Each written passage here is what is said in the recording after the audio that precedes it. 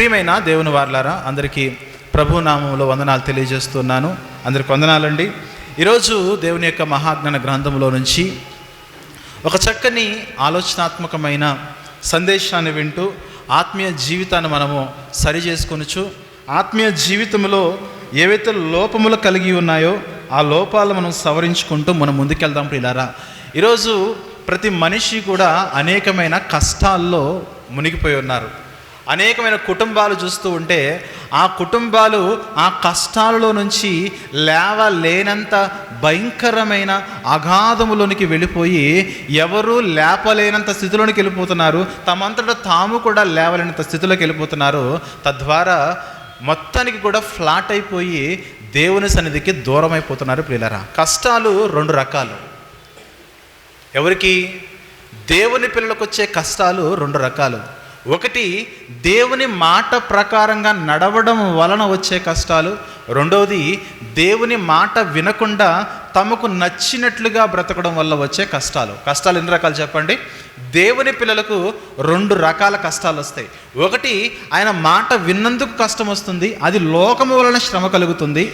రెండవది, ఆయన మాట వినకుండా ఆయన సన్నిధి నుంచి పారిపోవడం వల్ల, ఆయన సన్నిధి నుంచి దూరంగా వెళ్ళిపోవడం వల్ల, ఆయన సన్నిధిని విసర్జించడం వల్ల, ఆయన నామాన్ని మనం తక్కువ చేయడం వల్ల మనం ఎదుర్కొనే కష్టాలు అనేకమైనవి. ప్రియులారా, ఈరోజు క్రైస్తవుల యొక్క స్థితిని మనం చూస్తున్నప్పుడు, క్రైస్తవుల యొక్క జీవితాలు మనం చూస్తున్నప్పుడు అధికమైన సువార్తను ప్రకటించి నిజముగా యథార్థవంతంగా ప్రవర్తించి మరి పొందుకునే కష్టాల కంటే దేవుని యొక్క సన్నిధి నుంచి పారిపోవడం వల్ల శ్రమలు అధికమవుతున్నాయనే వాస్తవాన్ని మనం గమనించాలి. మరొకసారి, ఈరోజు క్రైస్తవులుగా మనం ఎదుర్కొంటున్న శ్రమలు ఏవైతే ఉన్నావో ఈ శ్రమలలో సువార్తను ప్రకటిస్తాం వల్ల, లేదంటే యథార్థంగా బ్రతకడం వల్ల వచ్చే కష్టాలు చాలా తక్కువ.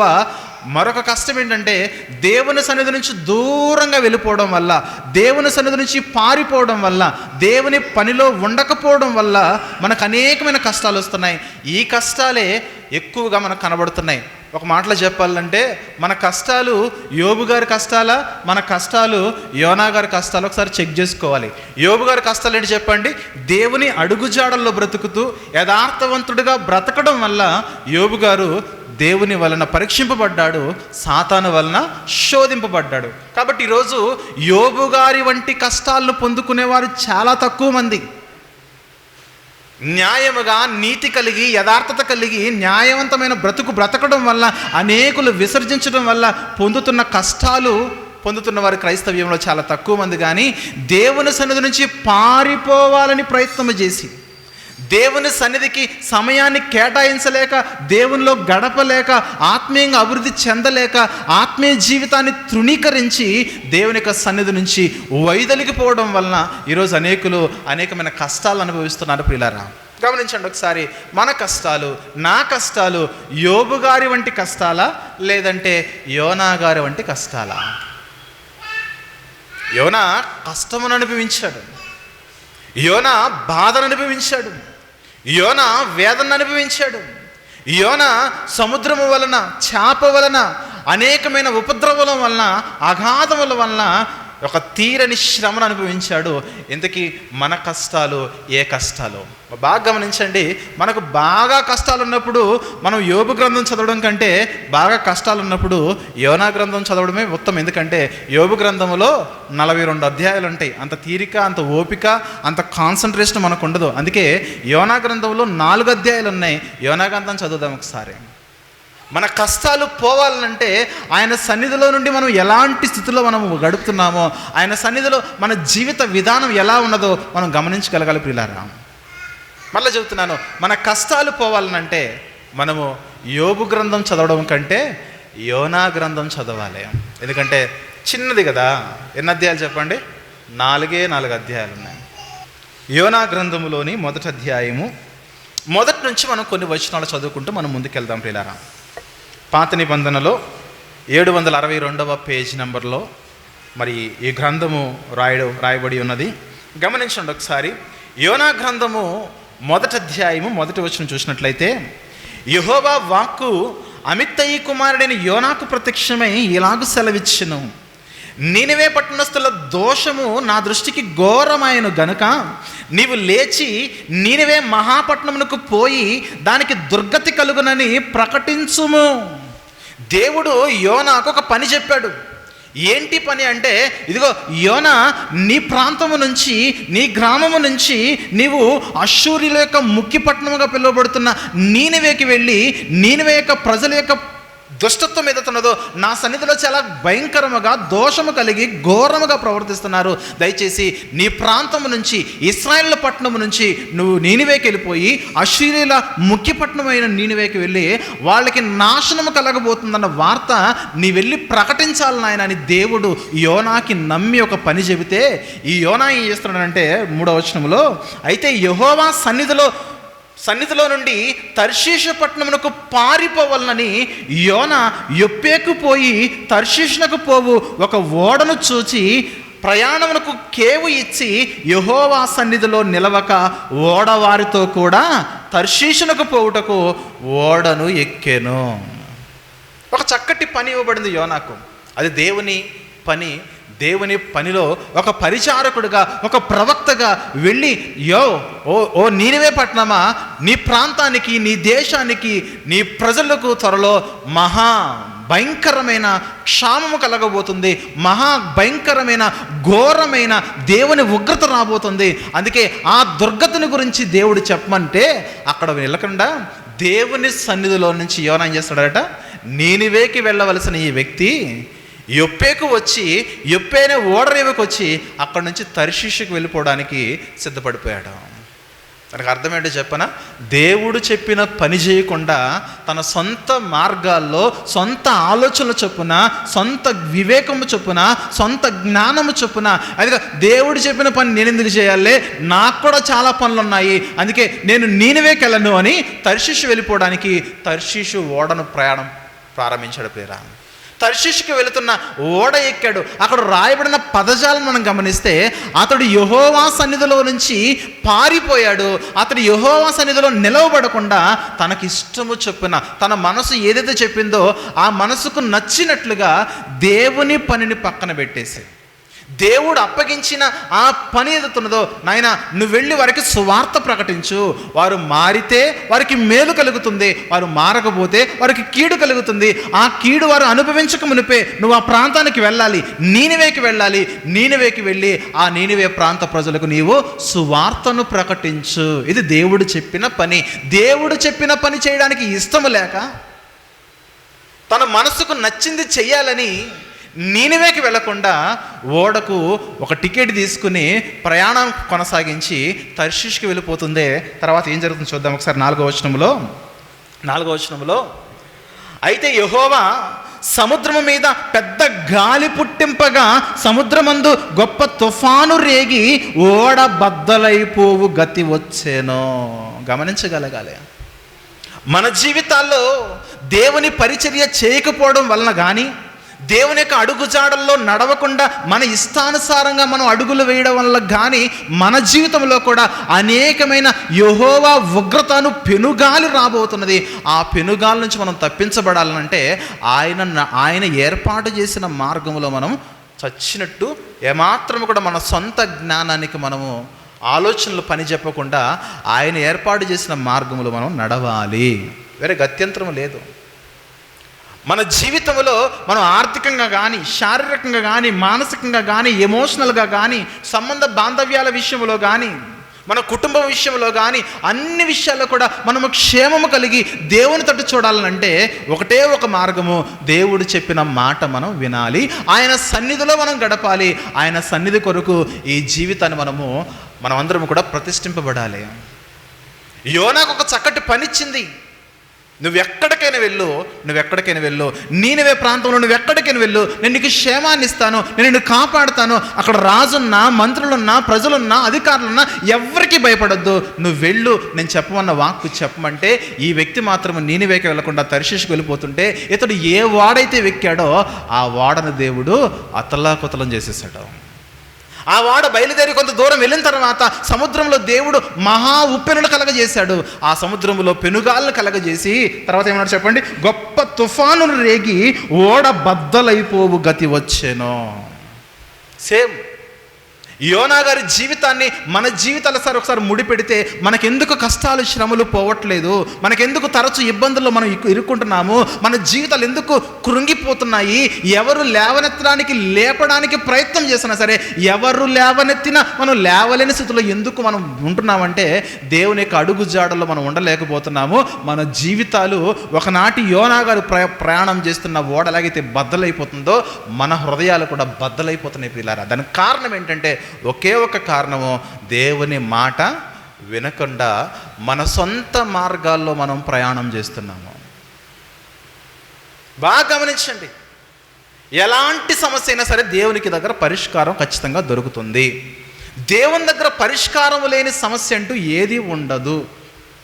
ఒకవేళ పరిచర్య చేయడం వల్ల అనేకులు మన మీద రాళ్ళు విసిరినా, స్టెఫను వలె చంపేసినా, యాకోబు వలె హతసాక్షి అయినా, పౌలు వలె, పేతురు వలె, యోహాను వలె హతసాక్షులమైన ఆ క్షణం తర్వాత దేవుడు మనల్ని తన సన్నిధిలోనికి, తన రాజ్యంలోనికి చేర్చుకుంటాడు. ఆయన ఈ జీవితము కొనసాగింపబడుతున్నది. ఈ జీవితము మరొక లోకంలోకి వెళ్ళి చక్కగా నెమ్మది పొందుతుంది, విశ్రాంతి పొందుతుంది. ఎప్పుడు? దేవుని మార్గములో నడుచుట వలన మనం కష్టాలు అనుభవిస్తే.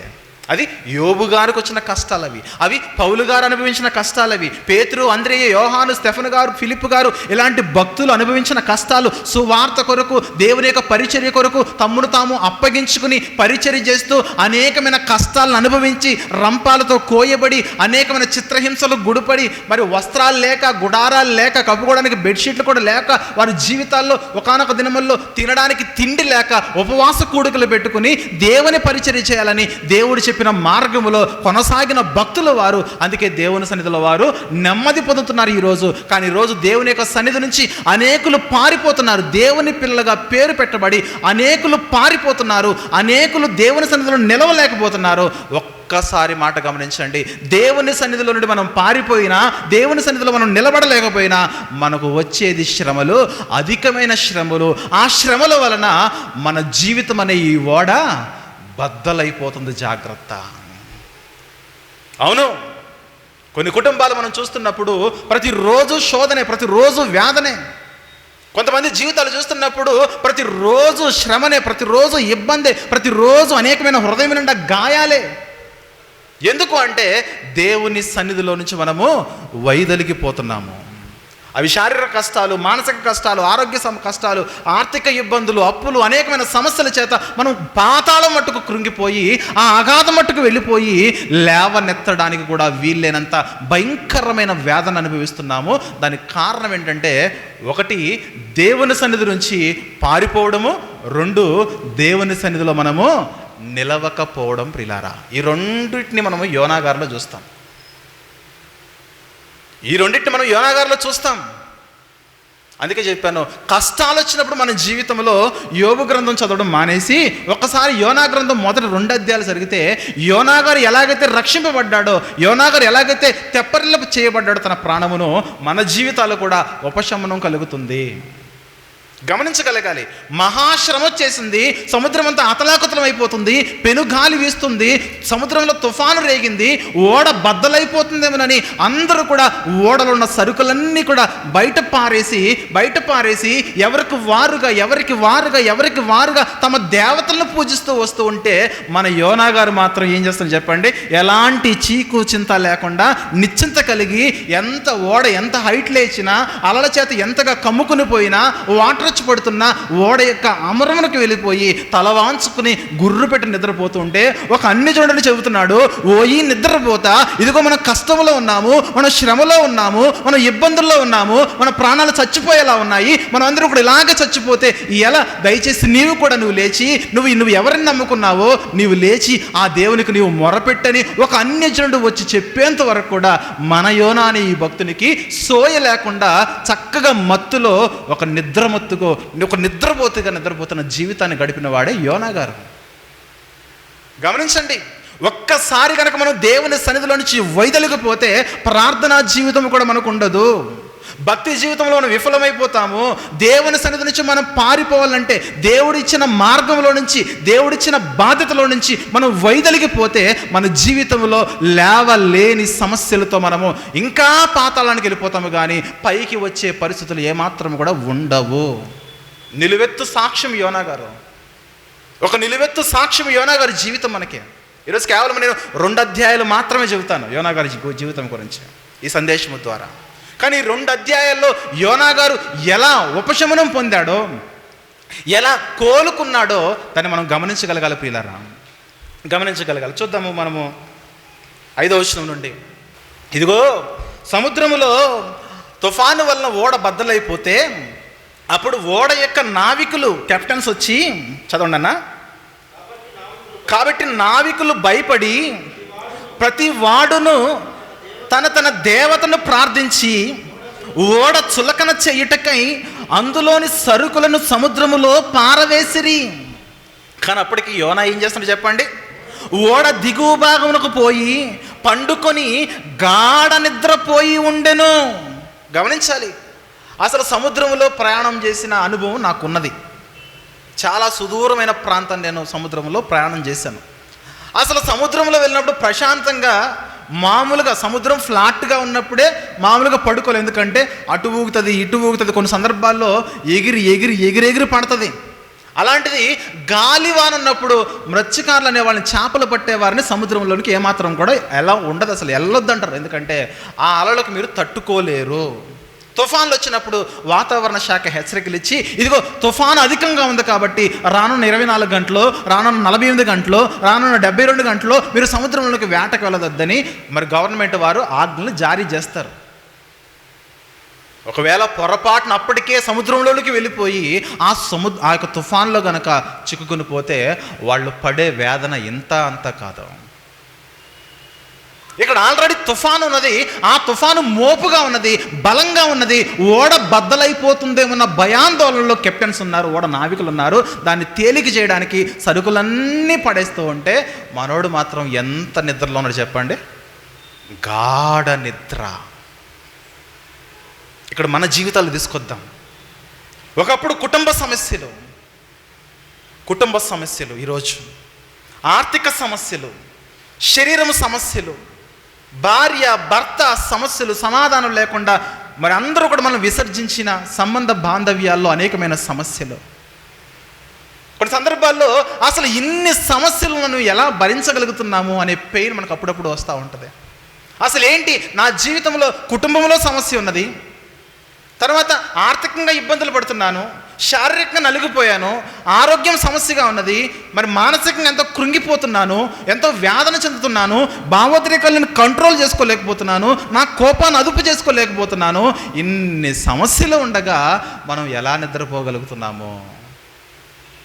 మరలా దేవుని సన్నిధిలో నిలబడకుండా, మరలా దేవుని సన్నిధిలోనికి రాకుండా మనం ఎలా నిద్రపోగలుగుతున్నామంటే, మన పూర్వీకుడు ఒక ఆయన ఉన్నాడు, ఆయన రోల్ మోడల్ మనకు. మరి సమస్యలు ఎక్కువైపోతున్నా సరే దేవుని మార్గం ఏంటో తెలుసుకుని ఆ దేవుని మార్గంలో ఉండడానికి మనం ఎందుకు ప్రయత్నం చేయట్లేదు?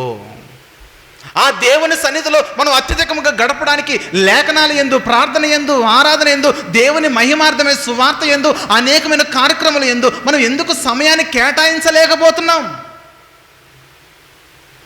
తుఫాన్లు యోనా గుర్తించలేదా?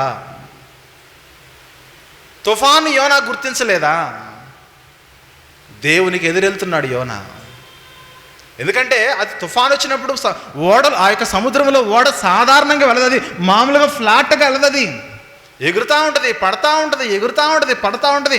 అలా వస్తున్నప్పుడు ఎగురుతూ ఉంటుంది, అలా పోయినండి కిందకు దిగుతూ ఉంటుంది. సముద్రంలో బాగా ప్రయాణం చేసినప్పుడు బాగా అర్థమవుతుంది ఈ స్టోరీ.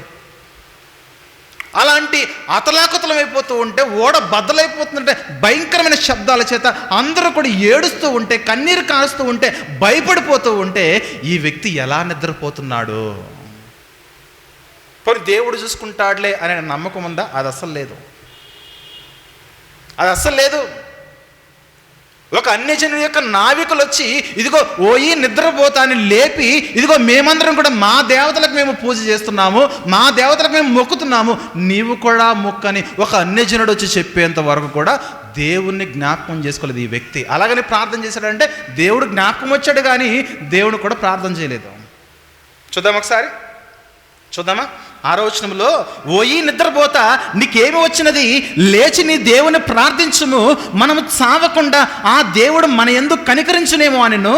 7వ వచనంలో, అంతలో ఓడవారు, అసలు ఎవరిని బట్టి మనకి ఇంత కీడు జరిగింది, ఎవరిని బట్టి ఇంత కీడు మనకు సంభవించినది తెలియటకై మనము చీట్లు వేదము రండని ఒకరితోనొకడు చెప్పుకొని చీట్లు వేయగా ఆ చీటి యోనా గారి పేరు మీదే వస్తే, అప్పుడు అందరూ కూడా యోనా గారిని తట్టి లేపి రౌండప్ చేసి యోనా గారి ముఖం మీద బకెట్లతో నీళ్లు కొట్టేసి వారు అంటున్నారు 8వ వచనంలో, కాబట్టి అతను చూచి ఎవరిని బట్టి ఈ కీడు మాకు సంభవించునో.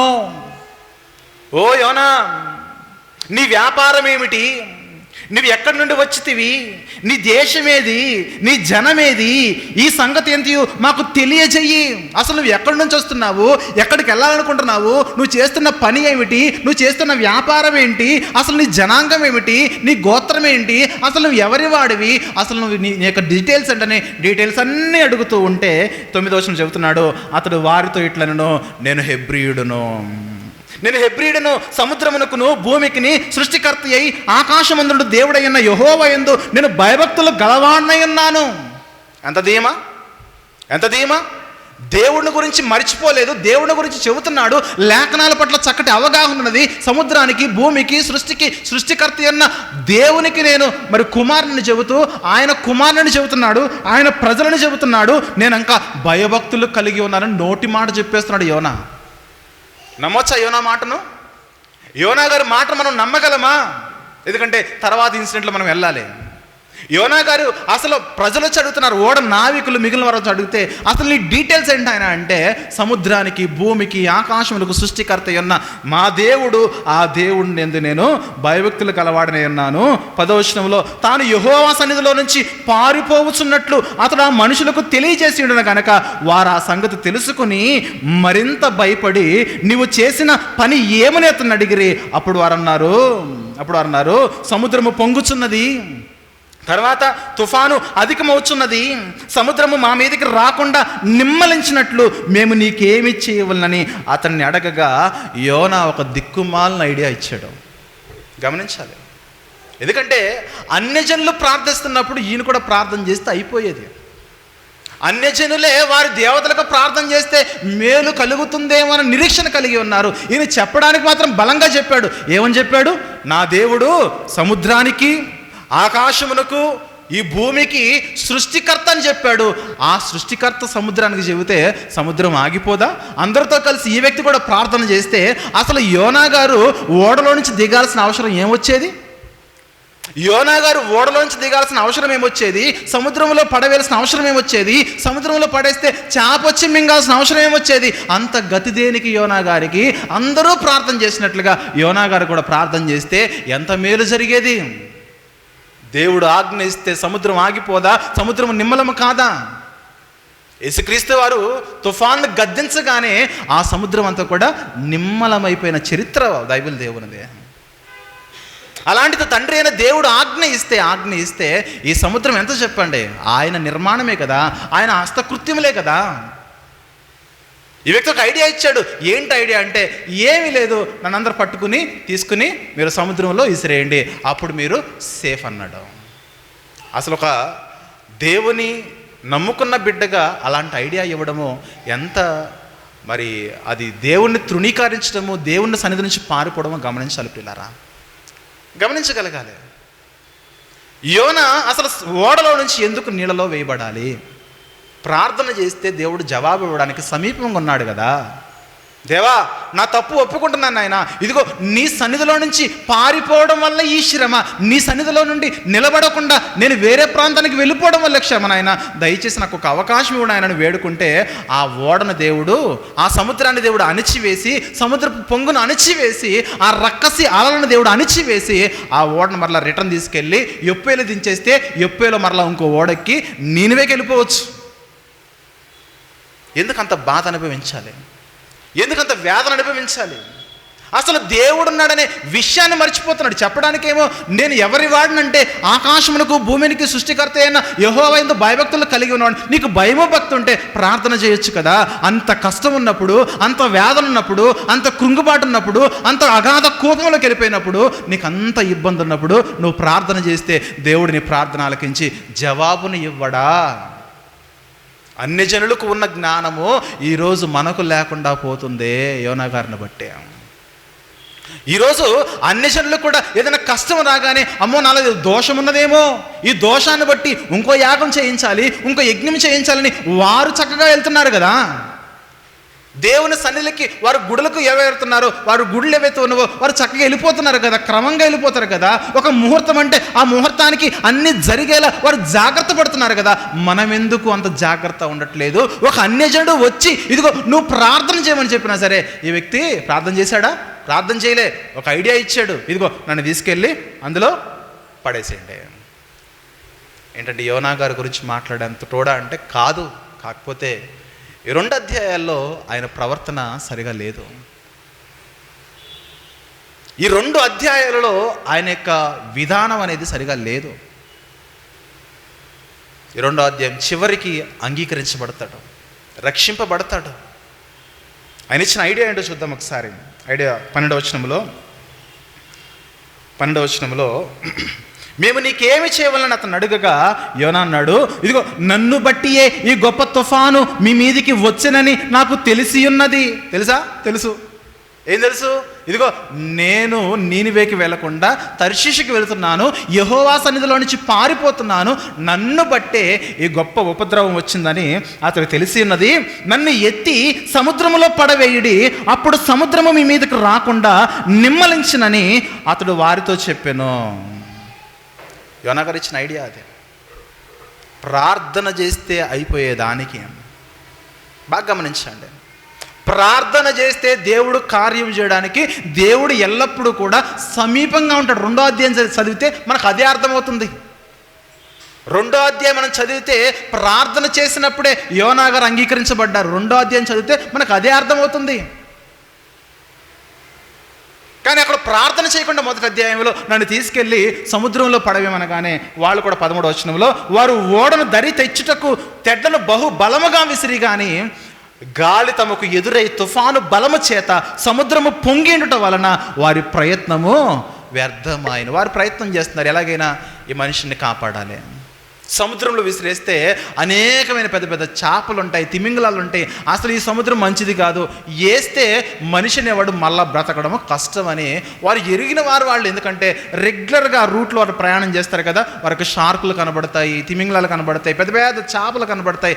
అవి ఎరిగిన వారు ఒకవేళ సముద్రంలో పడేస్తే ఏదో ఒక చేప వచ్చి మింగేస్తుంది, యోనా చచ్చిపోతాడు, ఆయన ఎలాగైనా కాపాడాలని వీళ్ళు అతడు పడేయమని చెప్పినా సరే మరలా బరికెళ్ళడానికి, ఒడ్డుకెళ్ళడానికి ఆ తెడ్లు బలంగా ఇసురుతున్నారు. కానీ బలమైన తుఫాను వీధురు గాలులు ఉండడం వల్ల ఆ గాలికి ఈ ఓడ ఎదురు వెళ్ళలేకపోతుంది. అలాంటి పరిస్థితుల్లో వారు ఏం చేస్తారు? 14వ వచనంలో కాబట్టి వారు యెహోవా ఎవరు వారు అన్యజనులు వారు అన్యజనులయ్యున్న వారు ఇదిగో యోనా మా దేవుడు ఈయనని చెప్పగానే ఆయన నామమును ఎరిగి ఉండి వాళ్ళు అంటున్నారు, యెహోవా నీ చిత్త ప్రకారముగా నీవే దీన్ని చేసితివి, ఈ మనుషుని బట్టి మమ్మను లయము చేయకుందువు, నిర్దోషిని చంపితిరన్న నేరము మా మీద మోపకుందువు గాక అని యెహోవాకు వాళ్ళు మనవి చేసుకున్నారు. గమనిస్తున్నారా? ఆపదలు ఉన్నప్పుడు కొన్ని సందర్భాల్లో సేవకుల దగ్గరికి అన్ని జనులు కూడా వచ్చి ప్రార్థనలు చేయించుకుంటారు. మనం కూడా మరి సినన్న గారు పనిచేస్తున్న ఎవరైతే ఓనర్ గారు ఉన్నారో వాళ్ళ కొరకు కూడా మనం రెగ్యులర్గా ప్రార్థన చేసాము కదా. ప్రార్థన చేస్తే ఆ కృతజ్ఞత కలిగి మనల్ని కూడా కొన్ని సందర్భాలు వాళ్ళు కూడా జ్ఞాపకం చేసుకున్నారు. ఏం పేరమ్మా మేడం గారి పేరు?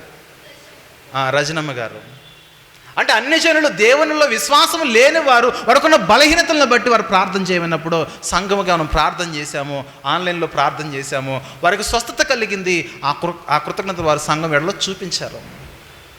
అన్యజనుడు అయినప్పటికీ కూడా కష్టాల్లో ఉన్నప్పుడు యెహోవా అనే దేవుడు కార్యములు చేస్తాడని ఎరిగి వాళ్ళే దేవుని యొక్క ప్రార్థన వారు అడుగుతూ ఉంటే, దేవుని బిడ్డలుగా మనం ఎందుకు కష్టాల్లో ఉన్నప్పుడు, మనం ఎందుకు ఇబ్బందుల్లో ఉన్నప్పుడు ప్రార్థనను మనం సమీపించలేకపోతున్నాము?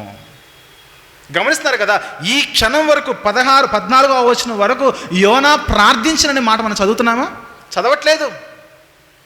సముద్రంలో తుఫాను తీవ్రత పెరిగిపోతుంది, కొద్దిసేపు ఉంటే వీళ్ళు ఎత్తి నన్ను పడేసేస్తారు, చివరికి వీళ్ళు కూడా ఫిక్స్ అయిపోయారు పడేసేయాలని అన్నీ అనుకుంటున్నాడు. కానీ అసలు దేవుడు ఉన్నాడు కదా, దేవుడికి ప్రార్థన చేస్తే ఇదంతా ఉండదు కదా. ఆయన ఆజ్ఞ ఇస్తే ఇదిగో మొత్తం కూడా ప్రశాంతం అయిపోద్ది కదా, ఓడ మరలా రిటర్న్ వెళ్ళిపోదు కదా, రిటర్న్ వెళ్ళిపోయి ఒడ్డుని దింపేస్తారు కదా. ఈ ఆలోచన రావట్లేదు. అన్యజనులుగా ఉన్నవారు ప్రార్థన చేశారు, కానీ దేవుని బిడ్డగా ఉన్న యోనా గారు మాత్రము ప్రార్థనను ఆశ్రయించలేకపోయాడు, ప్రార్థనను ఆధారము చేసుకోలేకపోయాడు. తర్వాత ఏం జరిగింది? 15వ వచనంలో యోనాను ఎత్తి సముద్రములో పడవేసిరి, పడవేయగానే సముద్రము పొంగకుండా ఆగెను. ఎప్పుడైతే యోనా సముద్రంలో పడిపోయాడో సముద్రం యొక్క పొంగు ఆగిపోయింది. మీరు గమనించాలి, ఇక్కడ ఎవరి ప్రార్థన ఫలించింది చెప్పండి? అన్యజనుల ప్రార్థన. అన్యజనుల ప్రార్థన అక్కడ ఫలించింది. దేవుని కార్యం అక్కడ, దేవుని కార్యం అక్కడ. ప్రభువా, ఇదిగో నిర్దోషిని చంపామనే ఆ నేరం దయచేసి మా మీద మోపకండి నాయన, మా మీద మోపకండి, మా మీద మోపకండి. వాళ్ళు ఎప్పుడైతే ప్రార్థన చేసుకుని ఆ యోనాను నీటిలో పడేశారో సముద్ర తరంగాలన్నీ కూడా ఫ్లాట్ అయిపోయాయి. ప్రియులారా, గమనించగలగాలి. ఒక దేవుని సేవకుడిగా, ఒక దేవుని బిడ్డగా నీవు ప్రార్థన చేయకపోతే దేవుడు అన్యజనులు లేపుతాడు సమాజంలో. నీకు ఇచ్చిన ఆధిక్యతను నువ్వు ఉపయోగించుకోకుండా నీ ఇష్టానుసారంగా నీకు నచ్చినట్టుగా నువ్వు బ్రతకడం ప్రారంభిస్తే దేవుడు అన్యజనులు వాడుకుంటాడు. చరిత్రలో అనేక మంది అన్యజనులు వాడుకుంటారు తన పరిచర్య కొరకు. రాహాబు అనే స్త్రీ అన్యజనులు, ఆ స్త్రీని వాడుకున్నాడు దేవుడు. రూతు అన్యజనులుగా ఉన్న స్త్రీ వాడుకున్నాడు యేసుక్రీస్తు యొక్క క్రమంలో కదా. ఎంతోమందిని దేవుడు వాడుకున్నాడు అన్యజనులుగా ఉండి దేవుని సన్నిధిలోకి వచ్చిన వారు. ఒక కోరేషు దేవుని యొక్క మందిరాన్ని కట్టించడానికి దేవుడు ఒక కోరేష్ అనే పారసికుల రాజును దేవుడు వాడుకున్నాడు. బైబిల్లో ఉన్నవారే వాళ్ళు. గమనించాలి, సముద్రపు పొంగు అనపడానికి, ఆ సముద్రం నిమ్మలం అవ్వడానికి యోనా గారు ప్రార్థిస్తే ఎంత బాగుండేది చెప్పండి. ఇప్పుడు ఓడలో ఉన్నప్పుడు సేఫ్గా ఉన్నాడు, ఓడలో నుంచి నీటిలోకి వెళ్తున్నాడు అంటే ప్రమాదంలోకి వెళ్ళిపోతున్నట్టేగా, ప్రమాదంలోకి వెళ్ళిపోతున్నాడు. తిమింగలానికి దేవుడు ఎలాంటి ఆజ్ఞ ఇవ్వకపోతే కనుక అన్నీ పిప్పి చేసేసేది, శరీరం అంతా కూడా తిమింగలము తినేసేది. యోనా గారు చచ్చిపోయేవాళ్ళు. గమనించాలి, ఒకప్పుడు కాకి ఆజ్ఞ ఇచ్చాడు దేవుడు, కాకి మాంసం తీసుకెళ్ళి ఏలియా గారికి ఇచ్చింది. యోనా గారి ఇన్సిడెంట్లో దేవుడు తిమింగలానికి ఆజ్ఞ ఇచ్చాడు, ఇదిగో తిమింగలమా, నేను చెప్పేంత వరకు ఈ కుమారుని నువ్వు తినొద్దు, ఉపవాసం ఉండు, నువ్వు కూడా ఉపవాసం ఉండి చక్కగా నేను ఎక్కడైతే తీసుకెళ్ళి ఒడ్డుకు చేర్చమంటానో అక్కడికి తీసుకెళ్ళాం. తిమింగలాన్ని పంపించి దేవుడు కాపాడాడు అక్కడ. ఈరోజు మనం ఇన్ని కష్టాల్లో, ఇన్ని నష్టాల్లో, ఇన్ని వేదనలో, ఇన్ని బాధల్లో ఉండి కూడా ఇదిగో ఏదో ఒకలాగా జీవనాన్ని మనం కొనసాగిస్తున్నామంటే ఆ జీవనం ఏదో మనం కష్టపడుతున్న కష్టమును బట్టి కాదు, కానీ అది కేవలము దేవుడు ఆయన పోషకుడు కాబట్టి మనల్ని పోషిస్తున్నాడు అంతే. మనం ఆయన సన్నిధి నుంచి పారిపోతూ ఉన్నా, ఆయన సన్నిధి నుంచి మనం వైదొలిగిపోతున్నా దేవుడు పోషించాలి కాబట్టి ఆయన నీతిమంతుల మీదను అనీతిమంతుల మీదను తన సూర్యుని ఉదయింపజేస్తున్నాడు, తన వర్షమును కుమ్మరిస్తున్నాడు, ఆయన సర్వజీవులకు కూడా పోషణిస్తున్నాడు. ఆయన అందరికీ ఉపకారి కాబట్టి, అందరికి తండ్రి కాబట్టి అందరినీ పోషిస్తున్నాడు. అక్కడ మినహాయిస్తే మన జీవితాలు ఏమైపోతాయి గమనించండి, మన జీవితాలు ఏమైపోతాయి గమనించండి పిల్లరా. ఒక అన్యజనుడు ప్రార్థన చేశాడండి. ఈ సందర్భంలో యోనా గారు ప్రార్థన చేయలేదు. మనం కూడా శ్రమలు నానాటికి అధికమైపోతున్నాయి. మనం ఎందుకు ప్రార్థనలో గడపలేకపోతున్నాము? శ్రమలు రోజు రోజుకి విపరీతంగా పెరిగిపోతున్నాయి. మనం దేవుని సన్నిధిలో గడపలేకపోతున్నాం. మళ్ళా చెబుతున్నా, అది ఏ సమస్య అంటే ఏ సమస్య అయినా కానివ్వండి, శరీరానికి కలిగిందైనా, ఆత్మ కలిగిందైనా, హృదయానికి కలిగిందైనా, మానసిక వేదనైనా, కుటుంబాల్లో జరుగుతున్న గడిబిడ్లైనా, ఎలాంటిదైనా సరే ప్రార్థనలో సమయాన్ని గడిపితే ప్రార్థన వలన నెమ్మది పరుస్తుంది. చూద్దాం ఒకసారి 16వ వచనం చూస్తే, 16వ వచనంలో, ఇది చూడగా ఆ మనుషులు యెహోవాకు మిగుల భయపడి ఆయనకు బలి అర్పించి మొక్కుబళ్ళు చేసిరి. గొప్ప మత్స్యము ఒకటి వచ్చి యోనాను మృంగవలని యెహోవా నియమించి ఉండగా యోనా 3 దినములు ఆ మత్స్యం యొక్క కడుపులో ఉండెను. ఎంత పెద్ద చేపో అది! యోనా గారు దాన్ని చేపలా ఫీల్ అవ్వట్లేదు. యోనా గారు కడుపులో ఉన్నప్పుడు దాన్ని చేపలా ఫీల్ అవ్వలే. ఆ సముద్రంలో ఏదో ఒక బావిలో పడిపోయినట్లు, అగాధ స్థలంలోకి వెళ్ళిపోయినట్లు, అగాధ స్థలంలో అంతా కూడా నాచుతో పేరుకుపోయినట్లు, ప్రవ్వా ఈ నాచేంటి నాయనా, ఈ అగాధం ఏంటి నాయనా, ఈ కోపం ఏంటి నాయనా, ఈ తరంగాలు ఏంటి నాయనా, ఈ బ్రతికేంటి నాయనా, నేను పాతాళానికి వెళ్ళిపోయానని రకరకాల పదాలు ఉపయోగిస్తాడండి యోనా గారు. ఎప్పుడు సముద్రంలో పడవేయబడి మరి తిమింగలం యొక్క గర్భంలోకి వెళ్ళిపోయిన తర్వాత, మొత్తం జీవితం సర్వము కూడా కోల్పోయిన తర్వాత అప్పుడు దేవుడు గుర్తొచ్చాడండి యోనాకి. అర్థమవుతుందా? యోనా ఎంతగా తెగించి దేవునికి ఎదురెళ్ళాడో మనం గమనించాలి. ఇది ఎవరి వలన వచ్చిందంటే యోనా వల్ల వచ్చిందని తెలుసుకున్నాడు. ఇది నా వల్లనే జరిగిందని తెలుసుకున్నాడు. అక్కడ ప్రార్థన చేసిన దేవుడు కార్యం చేసేవాడు. ఆకాశం అన్నాడు, సృష్టి అన్నాడు, భూమి అన్నాడు, సముద్రం అన్నాడు, ఆ దేవుడే నా దేవుడు అన్నాడు. ఆ దేవునికి ప్రార్థన చేస్తే అక్కడే పరిష్కారం వచ్చేది యోనాకి. శ్రమ వెంబడి శ్రమ, శ్రమ వెంబడి శ్రమ, శ్రమ వెంబడి శ్రమ. అసలు మీరు గమనించండి, చరిత్రలో తిమింగలం యొక్క గర్భంలోకి వెళ్ళిపోయి బయటకు వచ్చినాడు ఎవడైనా ఉన్నాడా? అంతకు మునుపు కానీ తర్వాత కానీ ఎవరు లేరు.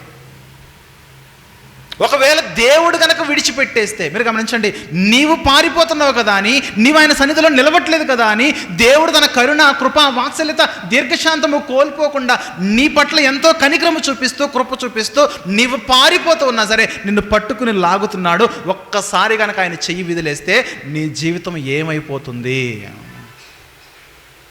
యోనాకు ఆ తిమింగలానికి దేవుడు ఆజ్ఞ ఇవ్వకుండా ఏంగా తినే అన్నాడంటే ఏంటి పరిస్థితి చెప్పండి? పిప్పి చేసేస్తుంది.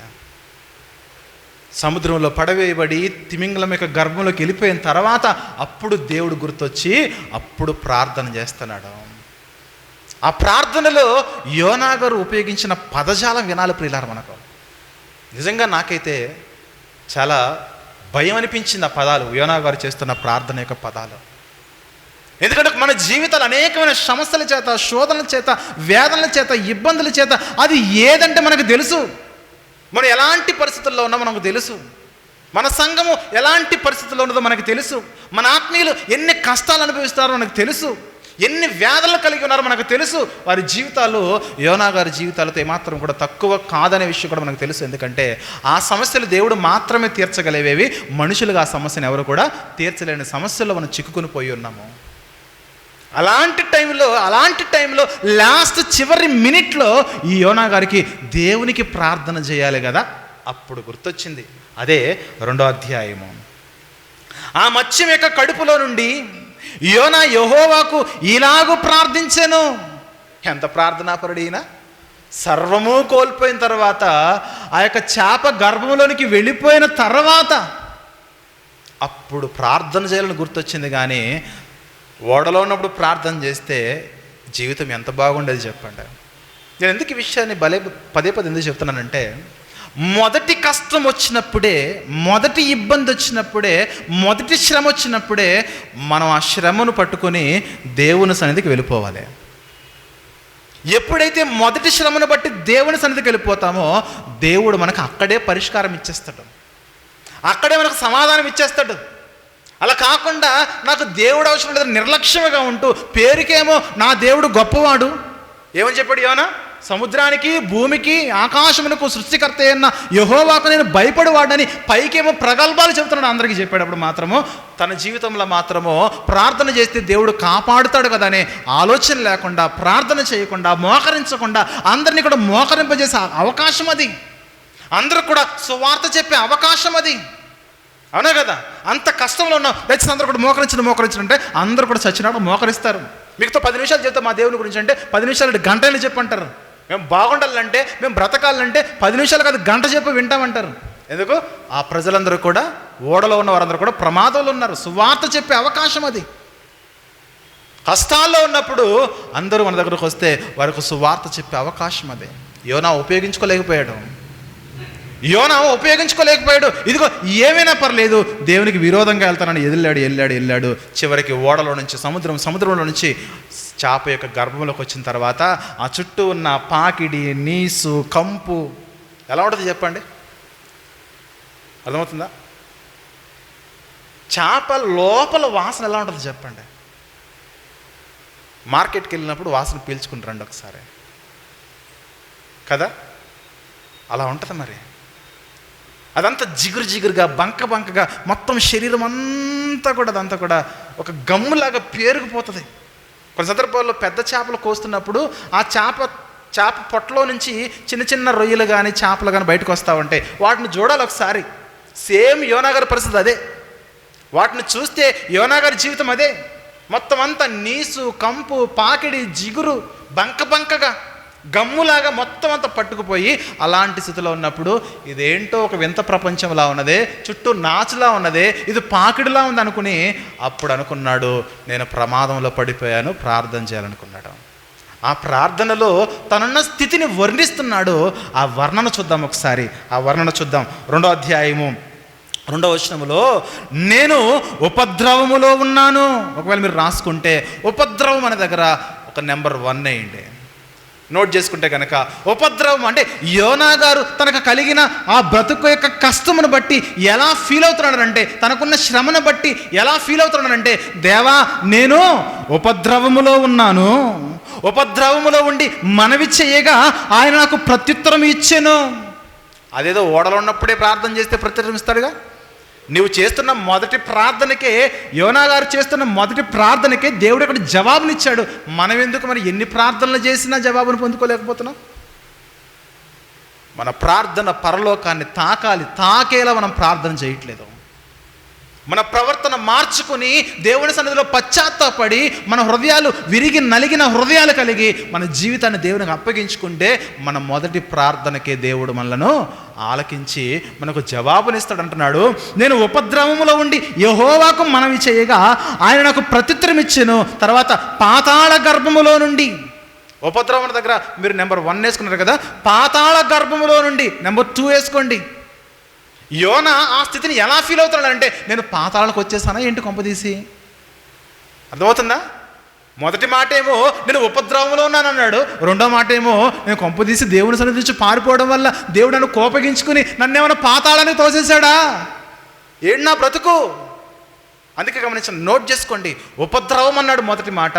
రెండోది పాతాళ గర్భములో నుండి నేను కేకలు వేయగా నీవు నా ప్రార్థన అంగీకరించి ఉన్నావు. ఒకరోజు ధనవంతుడు కూడా పాతాళములో ఉండి కేకలేశాడు.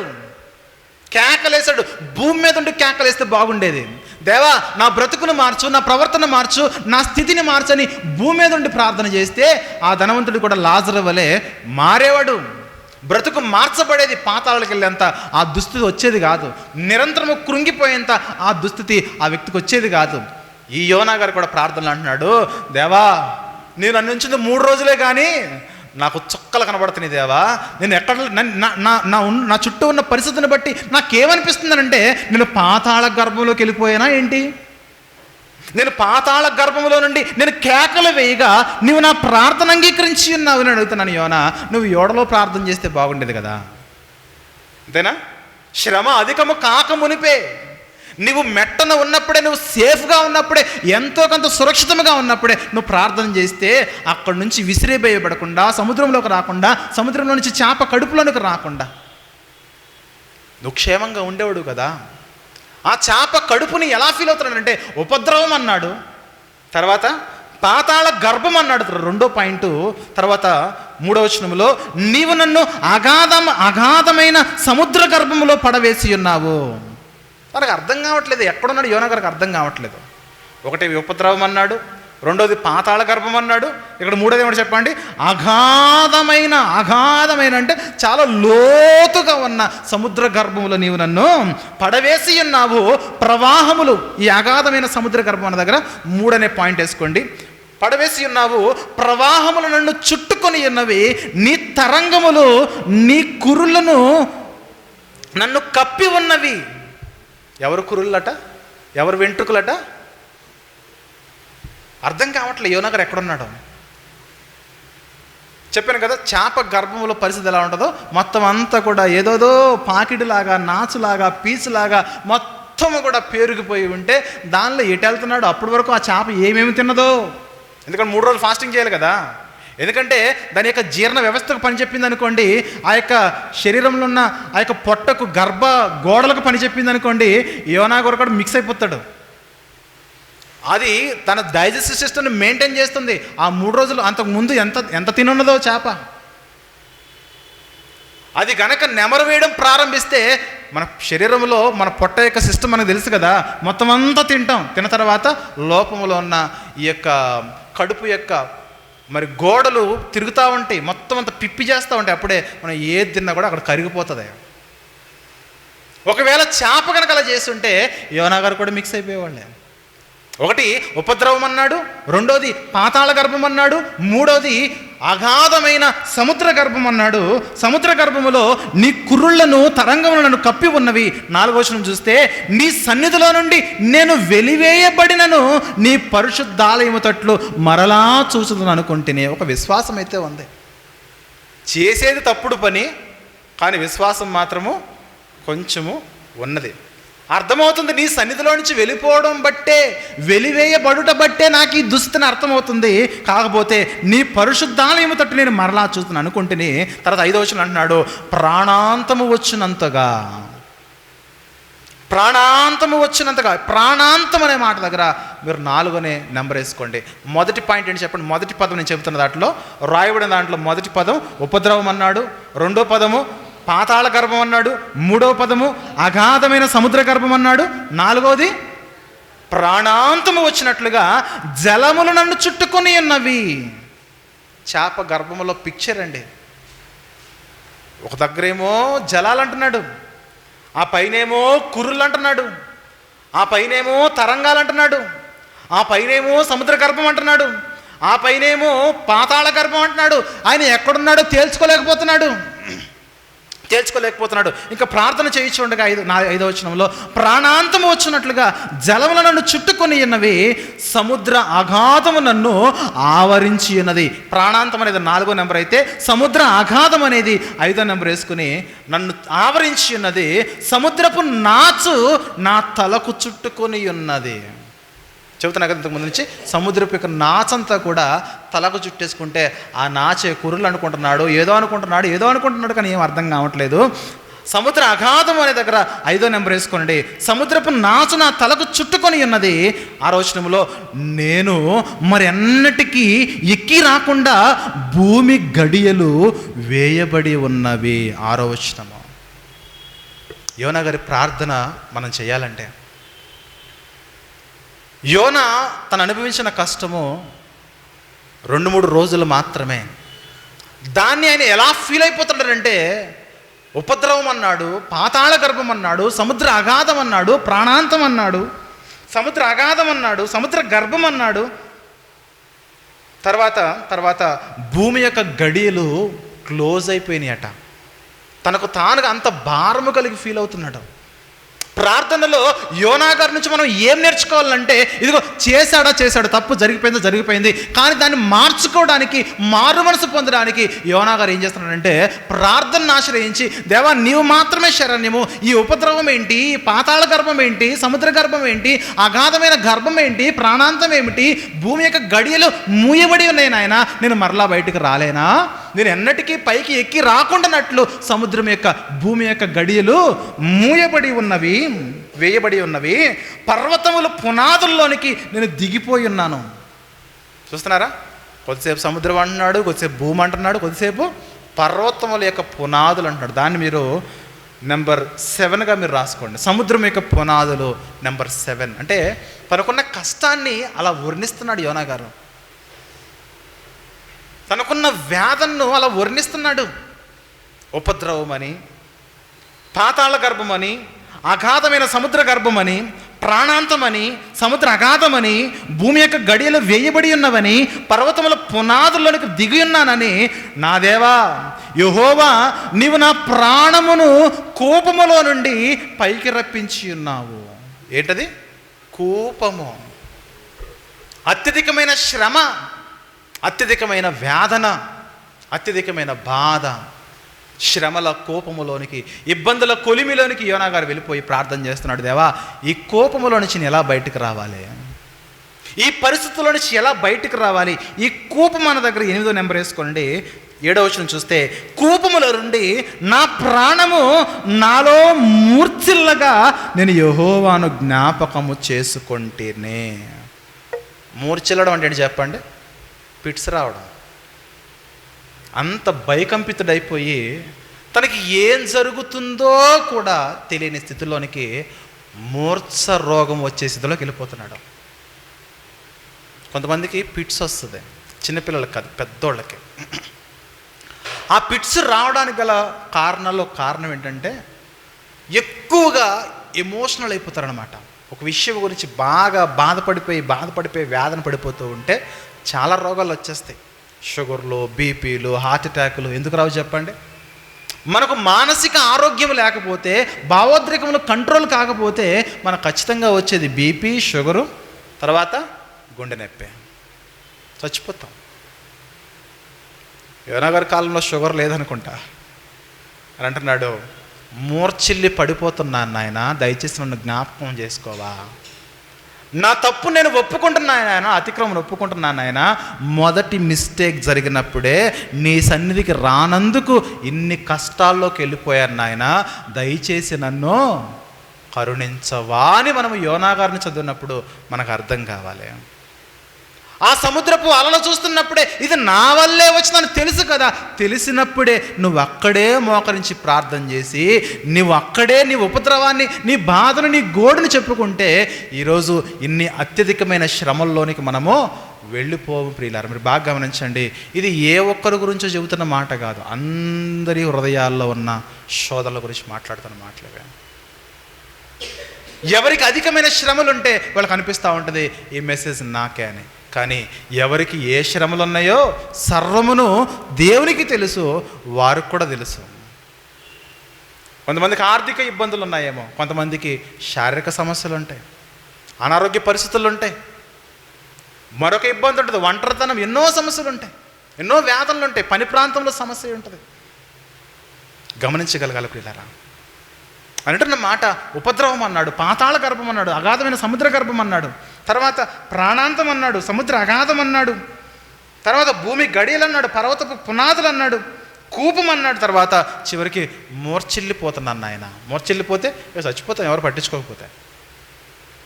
మూర్ఛ వచ్చిన ఎవరు పట్టించుకోకపోతే, ఆ చేతిలో తాళాలు పెట్టకపోతే చచ్చిపోతారు, ఇక ప్రాణాన్ని వదిలేస్తారు కొద్దిసేపటికి. అలాంటి టైంలో అక్కడ ఏం జరిగిందో చూద్దాము. నేను యెహోవాకు జ్ఞాపకము చేసుకుంటేనే నీ పరిశుద్ధాలయంలోనికి నీ యొద్దకు నా మనవి వచ్చేను. వెళ్ళిపోయింది. యోనా ప్రార్థన చేస్తే ఆ ప్రార్థన ఆకాశంలో దాటుకుని పరలోకపు ద్వారంలో తెరుచుకుని, ఆ ద్వారాలు తెరవబడితే దేవుని పాద సన్నిధికి వెళ్ళిపోయింది ఆ ప్రార్థన. దేవా నీవు నా మనవి ఆలకించావు నాయన, నీవు నా మనకు ఆలకించావు. ఎందుకంటే నాకు ఏమర్థమవుతుందంటే నేను సేఫ్లో ఉన్న నాకు అర్థమవుతుంది. ఈ పరిస్థితులన్నీ చూస్తూ ఉంటే నువ్వు నన్ను ఒక సురక్షితమైన స్థలంలో ఉంచావని నాకు అర్థమవుతుంది. అందుకే దేవా నిన్ను బట్టి నేను స్తుతిస్తున్నానని చెబుతూ 8వ వచనంలో, అసత్యమైన వ్యర్థ దేవతల యందు లక్ష్యముంచు వారు తమ కృపాధారమును విసర్జింతురు, కృతజ్ఞతాస్తుతులు చెల్లించి నేను నీకు బలు నర్పింతును, నేను మొక్కుకొనిన మొక్కుబడులను చెల్లింపక నేను మానను నాయన, యెహోవా యొద్దనే రక్షణ దొరుకునని ప్రార్థించాను. దేవా ఇది అవకాశము నాయన, తీసుకున్నాను, బ్రతికించిన ఆయన, మొక్కుబళ్ళు చెల్లిస్తా, కృతజ్ఞత చెల్లిస్తా, ఆరాధన చేస్తా, నువ్వు ఎక్కడికి వెళ్ళమంటే అక్కడికి వెళ్తాను నాయన. ఎప్పుడు సర్వము దేవుడు పిండేసిన తర్వాత. మనం కూడా అప్పుడప్పుడు ఒక మాట అంటూ ఉంటాం, ఈ బాధలన్నీ తీరిపోతే సేవ చేసేస్తామంటే. ఒక ప్రాంతంలో ఒక బ్రదర్ చచ్చిపోయాడు. వాకింగ్ చెప్పడానికి, సమాధి చేయడానికి మనల్ని పిలిచారు. విజయన్న, నేను, రాజన్న, గోపన్న కూడా వెళ్ళినట్టున్నాం. ఆ సిస్టర్ అంటుంది, అన్నా మీతో పాటు సేవకు వచ్చేస్తానన్నా, మీరు ఎక్కడికి వెళ్తే అక్కడ నన్ను తీసుకెళ్ళనన్నా అంది. తర్వాత అంతా చనిపోయిన కొద్ది కాలానికి లైఫ్ నార్మల్ అయిపోయింది. ఈరోజు దేవుని సన్నిధికి వెళ్ళడానికి కూడా మనసు రాని స్థితిలో ఉన్నారు. అంటే కష్టం వచ్చినప్పుడు, ఏదో ఇబ్బంది వచ్చినప్పుడు, దేవా నువ్వు నాకు కనుక ఈ సమస్య తీసేస్తే, ఇబ్బంది తీసేస్తే నీ సేవ చేస్తాను అంటాం మనం. ఎంతమంది ఆ దేవునికి ఇచ్చిన మాటను మనం నిలబెట్టుకోగలుగుతున్నాము?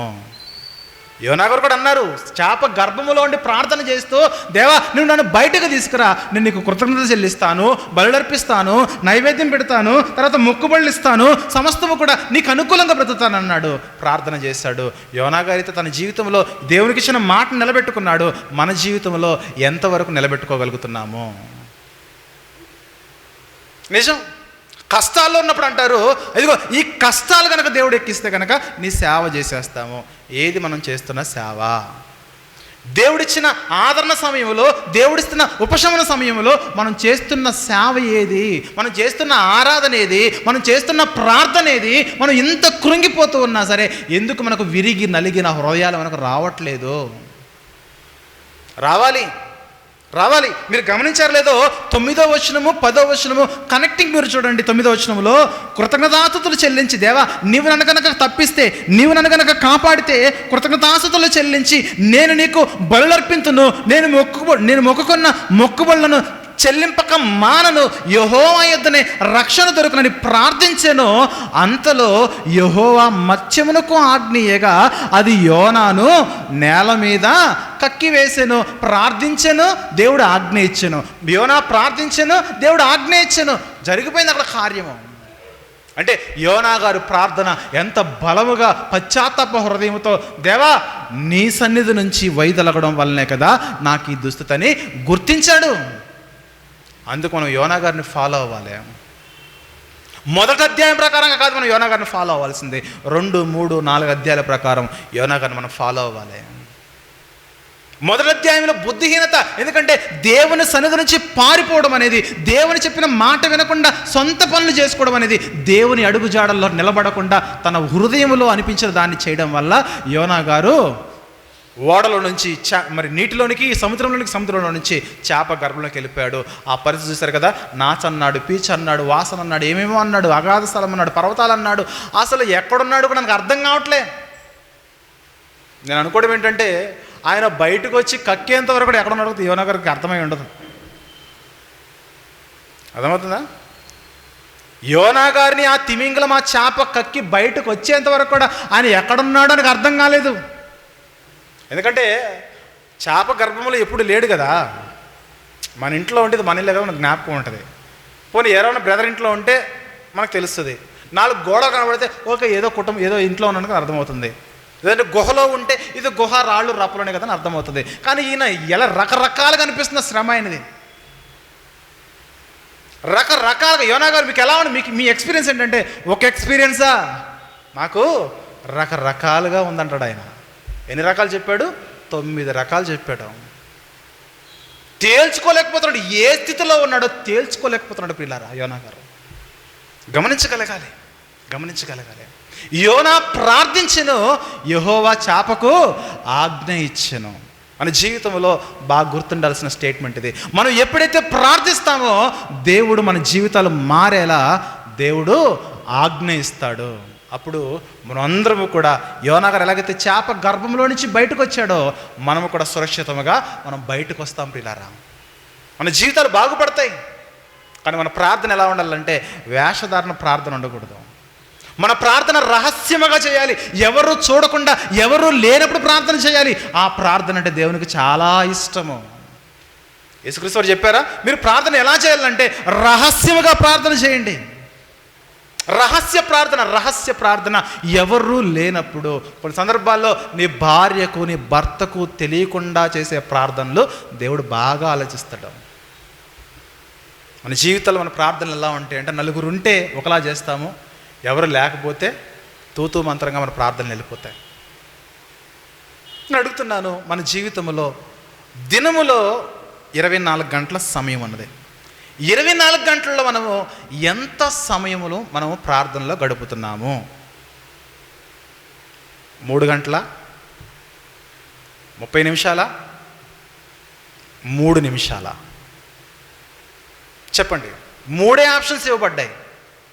3 గంటల, 30 నిమిషాల, లేదంటే 3 నిమిషాలంటే ఈరోజు క్రైస్తవ్యములో ఉన్న అనేకులు 3 నిమిషాల ప్రార్థనకే ఎక్కువ ఇష్టము కలిగి ఉన్నారు. ఇది నిజం. చాలా తక్కువ మంది మాత్రమే వారి జీవితంలో అరగంట పైన, గంట పైన ప్రార్థనలో గడుపుతారు. పేరా ఆ 3 నిమిషాల ప్రార్థన కూడా ఉదయం బ్రేక్ఫాస్ట్, మధ్యాహ్నం భోజనము, రాత్రికి మరలా భోజనము. అది మినహాయిస్తే పడకకి వెళ్ళేటప్పుడు ప్రార్థన ఉండదు, పడక దిగేటప్పుడు ప్రార్థన ఉండదు, మధ్యలో ప్రార్థన అంటే అది అసలే ఉండదు.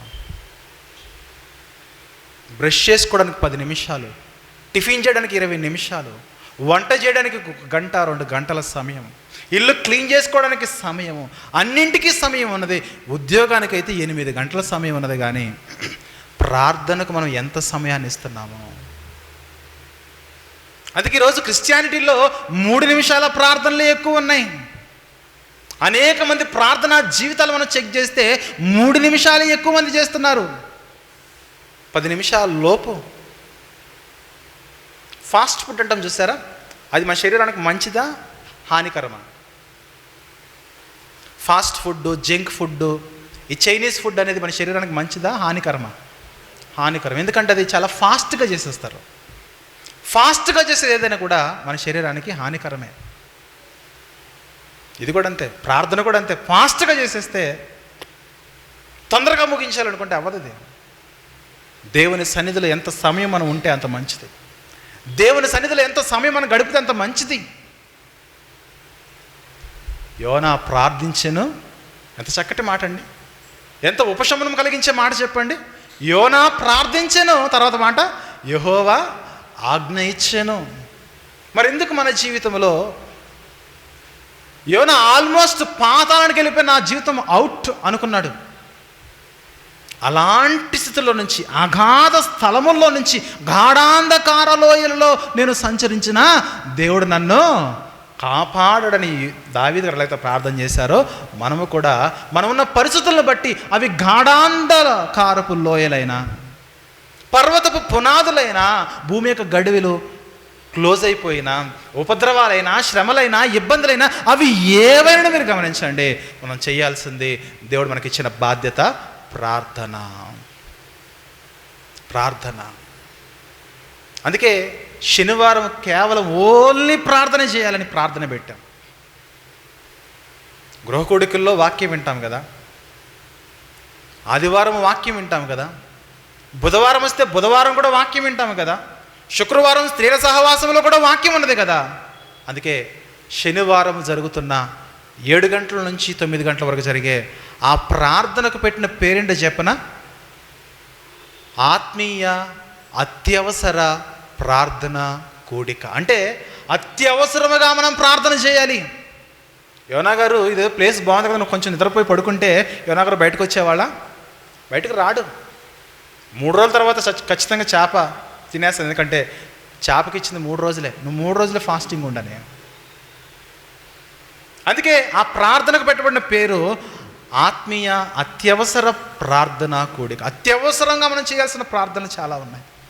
కుటుంబాలు బలహీనంగా ఉన్నాయి, ఆర్థిక ఇబ్బందులు, శారీరక సమస్యలు, అనారోగ్య సమస్యలు, కుటుంబాల్లో సమాధానం లేదు. ఈరోజు భార్య భర్త వైరముతో రగిలిపోతున్నారు, తమ ఇష్టాన్ని నెరవేర్చుకుంటున్నారే కానీ అసలు లేఖనం ఏమి చెబుతున్నది, లేఖన ప్రకారంగా నేను జీవిస్తున్నాను లేదని దేవుని సన్నిధికి వచ్చి మొరపెట్టలేకపోతున్నారు. దేవా నన్ను కడుగు నాయనా, నా ప్రవర్తన మార్చు నాయనా, హిస్సోపు వలె హిమం వలె నన్ను మార్చు నాయనా, హిమం వలె తెల్లగా నన్ను మార్చు నాయనా. అందుకే యాకోబు గారు చెప్పిన ఒక మాట చూసుకున్నాం, ముగించుకుందాం పిల్లరా. యాకోబు పత్రిక